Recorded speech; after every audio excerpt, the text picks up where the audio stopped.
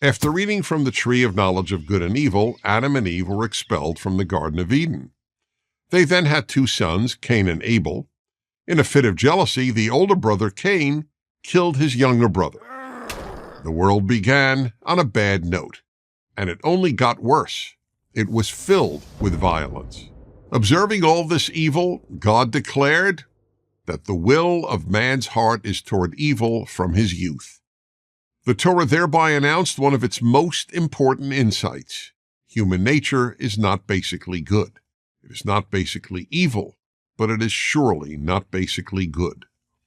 I've made a PragerU video on how foolish and dangerous it is to believe that human nature is basically good and why it is impossible to make a good world if you believe that.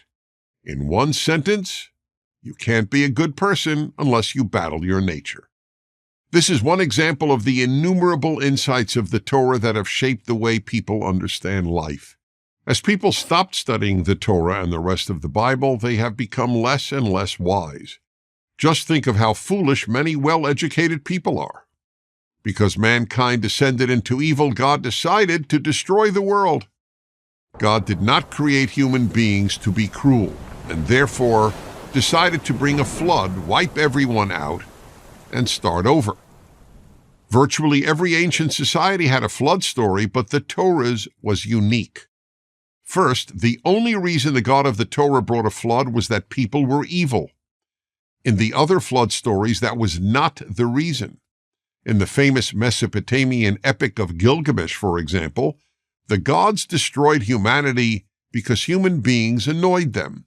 They made too much noise and kept the gods up at night. I am not kidding.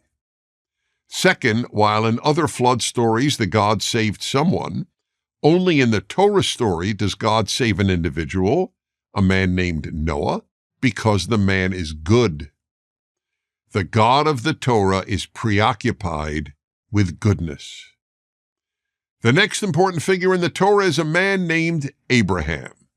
For reasons not stated in the Torah, God appears to Abraham and tells him that through him and his descendants, the people known as Jews, all the world would be blessed. From Abraham on, the Torah tells the story of the Jewish people. The lessons within those stories, however, apply to all mankind. One of the most significant stories in the Torah relates an argument that Abraham had with God over God's decision to destroy the particularly evil cities of Sodom and Gomorrah.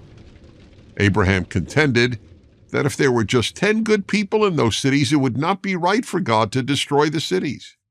Will the judge of all the earth not judge justly? Abraham argued. In this story of Abraham, the first Jew, the Torah established the amazing principle that human beings can argue with God. Another Torah first. The very name of the Jewish people, Israel, means struggle with God. Abraham had two sons, Isaac, the second Jewish patriarch, and Ishmael, the second patriarch of what eventually became known as the Arab peoples. Isaac had two sons, Jacob and Esau. Jacob, whom God also called Israel, had 12 sons. They became the 12 tribes of Israel. The Torah depicts Jacob as favoring his youngest son at the time, Joseph. One of the reasons people have read the Torah for thousands of years is that its stories are so real. This portrayal of Jacob's flaws as a father is one such example. No character in the Torah is portrayed as perfect because no human being, no matter how good, can be perfect, or even close to it. That's why all of us can relate to the individuals in the Torah and the rest of the Hebrew Bible. As a result of Jacob favoring Joseph, Joseph's brothers came to hate him, so much so that they left him in a pit to die. But passers-by found Joseph and sold him into slavery in Egypt. There he became a servant to a powerful Egyptian man, Potiphar, whose wife wanted to have an affair with the handsome young Hebrew.